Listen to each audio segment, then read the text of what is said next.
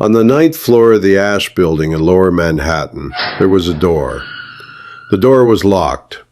Management locked it every morning to stop the workers from stealing, from taking a blouse home without paying for it.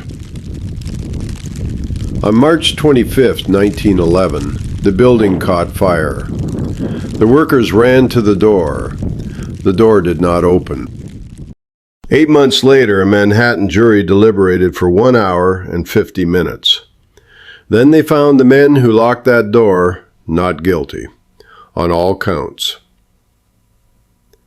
Then, and this is the part they didn't put in the history books, those same men collected their insurance payout. They walked away with $60,000 more than they lost. 147 people went to work that Saturday morning. They were making blouses. Most of them were teenagers. This is the story of how they died, why the men responsible were never punished, and what one witness decided to do about it for the next 40 years of her life. This is Condemned.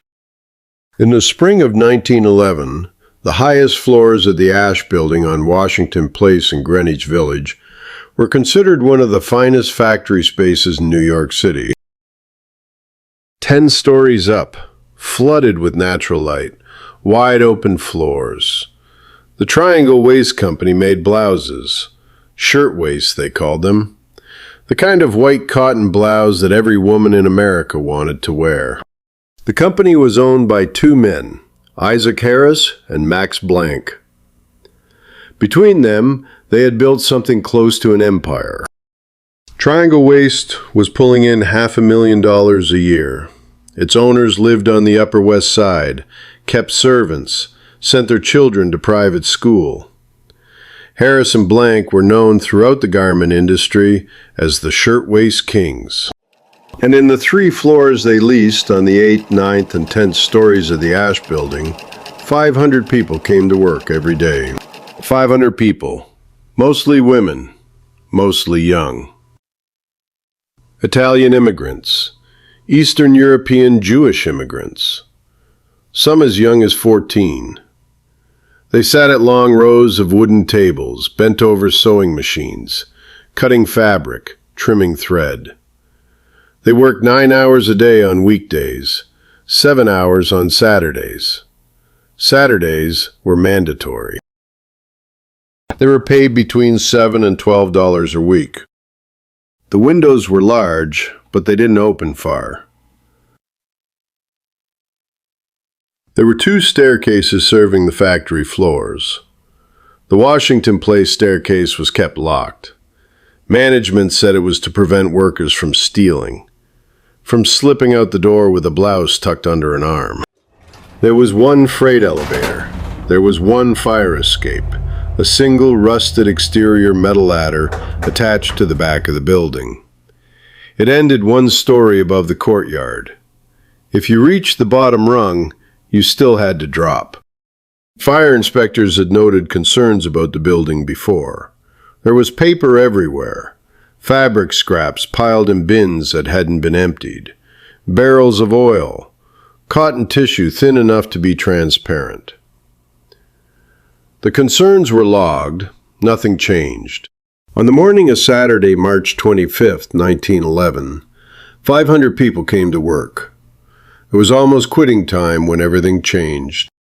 It started with a scrap bin. At 4:40 p.m., someone on the 8th floor, no one ever determined exactly who, dropped a match or a cigarette into one of the fabric scrap bins that sat beneath the cutting tables. The bins hadn't been emptied in 2 months. They contained the accumulated cutting waste of 500 workers, compressed into a nest of cotton and tissue. It caught immediately. Within 90 seconds, the entire 8th floor was burning. The workers on the 8th floor saw it first. Most of them got out. They ran for the Washington Place staircase. It was locked. Some turned for the Green Street staircase and made it down. Others, The fastest, the ones nearest the elevator shaft, crowded into the freight elevator. The elevator operator, a man named Joseph Zito, would make the run up and down 4 times before the heat made it impossible. He saved dozens of lives. The fire spread to the 9th floor. The 9th floor was the largest workspace, 250 workers. The fire came up through the elevator shaft and the stairwell almost simultaneously. The Green Street staircase filled with smoke. The Washington Place door was locked. Someone found the key. By then, the door frame was hot.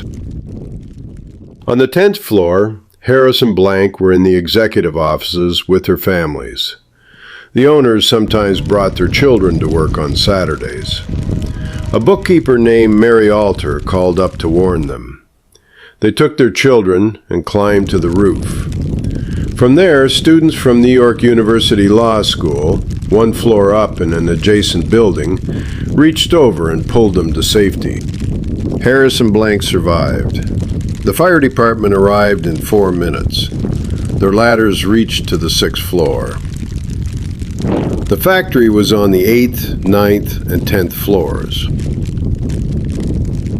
What happened next was witnessed by hundreds of people on the street below. The 9th floor workers had 2 choices.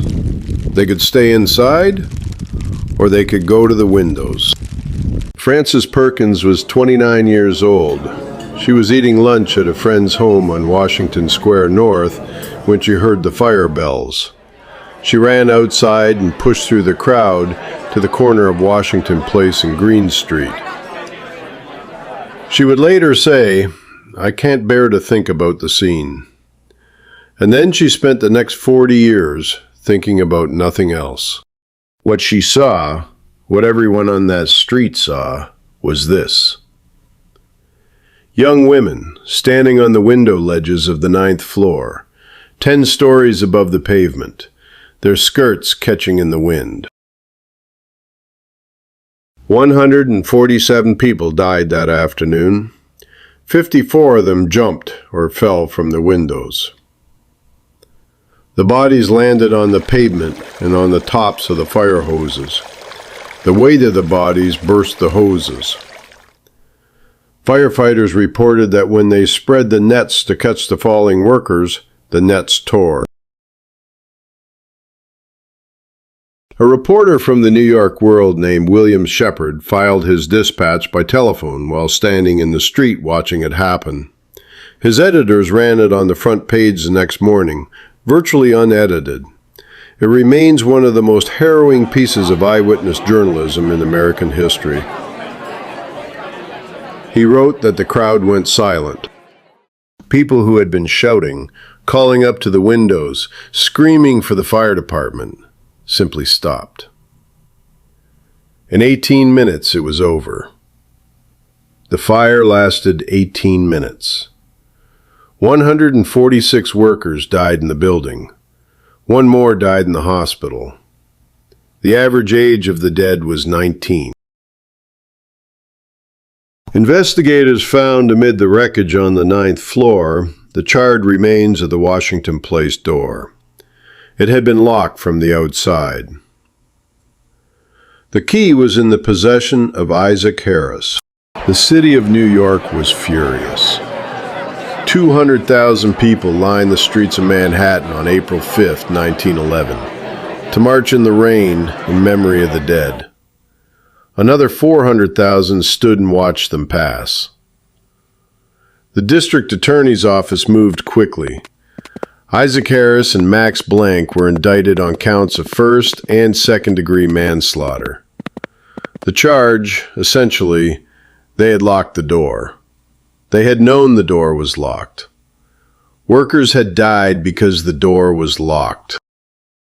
The trial began in December 1911.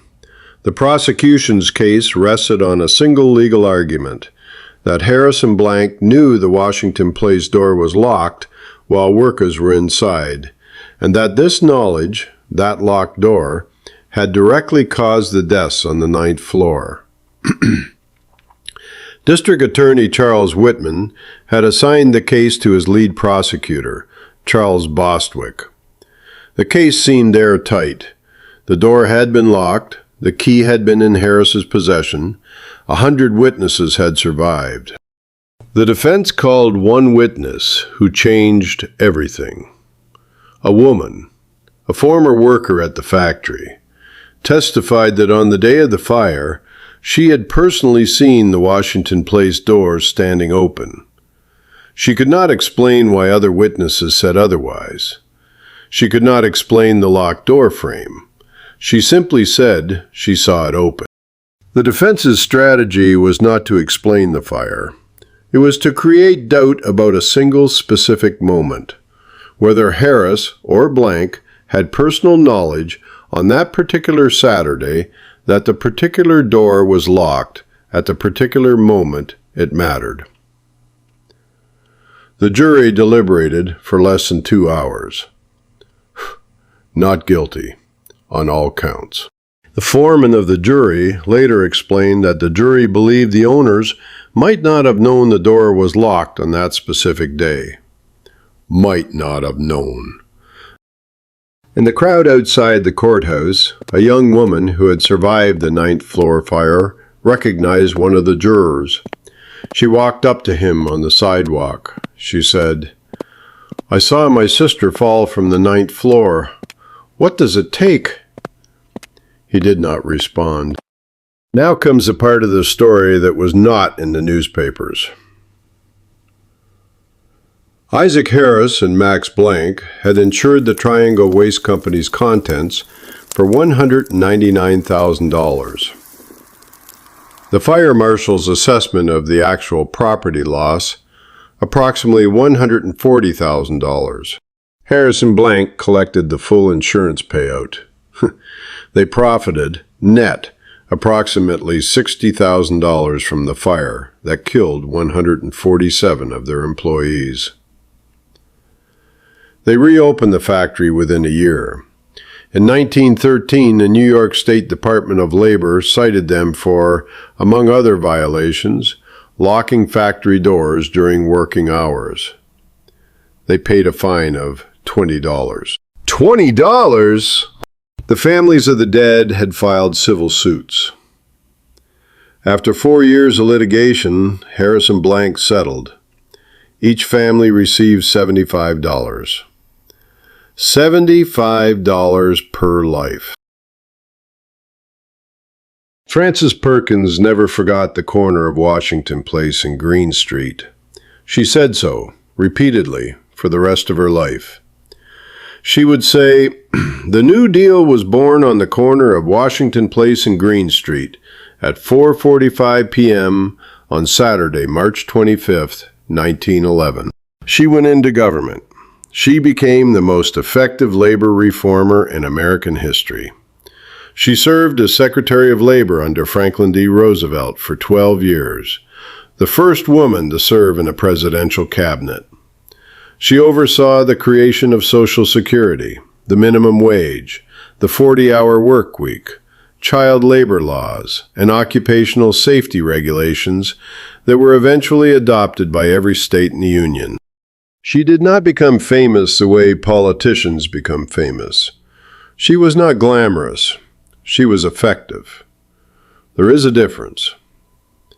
She spent the last decades of her life in a modest apartment, giving lectures, writing, corresponding with workers and union organizers and young people who wanted to know how government could be made to work for the people it governed. When people asked what drove her, she told them about the fire. Every time. 147 people. They came to work on a Saturday morning. They were cutting fabric and threading needles. Some of them were planning what they would do that evening. Some were thinking about letters they needed to write. Some were counting the minutes to quitting time. The door was locked because the owners were afraid they would steal a blouse. Isaac Harris died in 1931. Max Blank died in 1954. Neither was ever imprisoned. Neither expressed public remorse. Blank's obituary in the New York Times did not mention the fire.